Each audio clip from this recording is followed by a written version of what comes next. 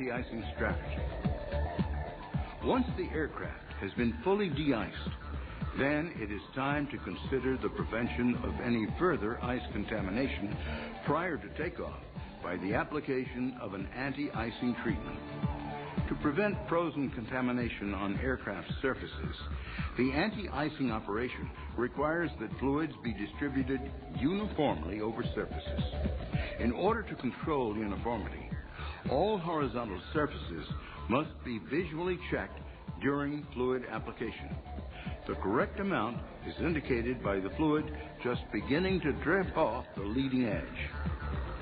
The following surfaces must be protected: wing upper surface and leading edge, horizontal stabilizer, upper surface and leading edge, elevator, upper surface, vertical stabilizer and rudder, fuselage, upper surface.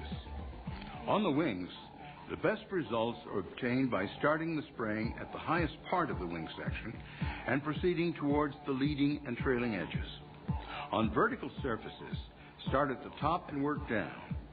A check for fluid coverage and residual ice is required immediately following application of the de-icing anti-icing fluids and should be accomplished by a qualified person. It is possible that fluid may not flow evenly over the protected surfaces. It is essential that the wings, horizontal, and vertical stabilizer are properly coated with fluid. It is also important that the fluid be applied symmetrically to both wings so as to ensure that the aerodynamic effect of the fluid remaining is the same on both sides of the aircraft. Fluid application with APU and engines running.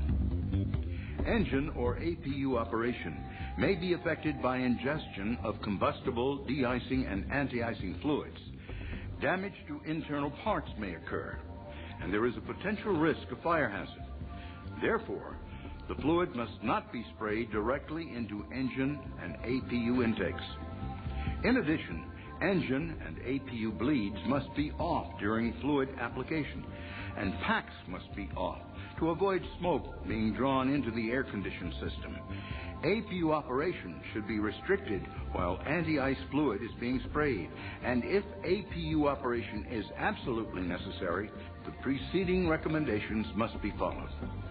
In addition, wait at least 1 minute to open APU and engine bleeds, and 3 minutes to turn packs on, to allow time for any residual fluids to be purged from the system and to prevent any contamination of the bleed air or cabin air systems. Ground operations. Operating regulations clearly state that no takeoff is allowed when snow, ice, or frost is adhering to the aircraft. This is known as the clean aircraft concept, and it is essential for safe flight operation. The responsibility for ensuring a clean aircraft rests with the flight crew. The primary method for the flight crew to ensure a clean aircraft is through close visual or physical inspection of the critical surfaces prior to takeoff. Even at intermediate stops, an external walk-around is necessary because of the possibility of ice forming after landing from either cold-soaking frost, conventional frost, or precipitation freezing on the aircraft. Check that the fuselage, wing upper and lower surfaces, tail and control surfaces are free of frost, ice, or snow. Inspect control surfaces, gaps, and hinges for signs of residual fluid or gel. A thin layer of hoarfrost is permitted on the fuselage, provided the layer is thin enough to distinguish surface features underneath, such as paintings and markings. Frost is not permitted on the lower surface of the horizontal stabilizer or the upper surface of the wing. Remember that if the aircraft has become cold-soaked as a result of flight at very cold temperatures, fuel might be at a sub-freezing temperature. This can cause ice accretion if the aircraft is subjected to high humidity, fog, drizzle, or rain, even when the outside air temperature is substantially above freezing. Frost accumulation has been observed on the bottom of the wing, outboard from the wing root, and will extend out as far as there is fuel in the wing.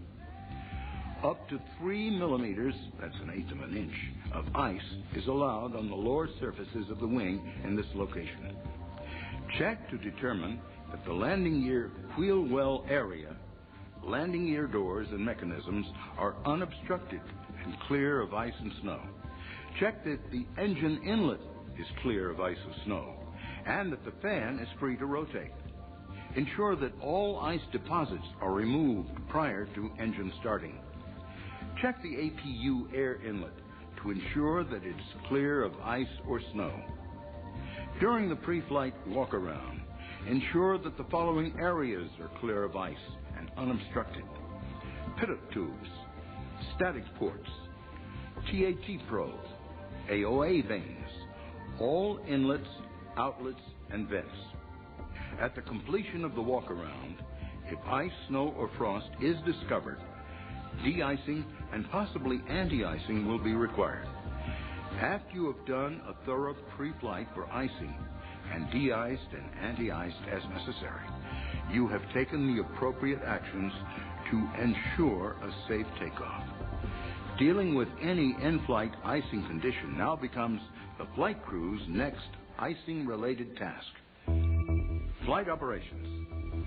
As demonstrated by flight tests in icing conditions, the Embraer regional jet exhibits good handling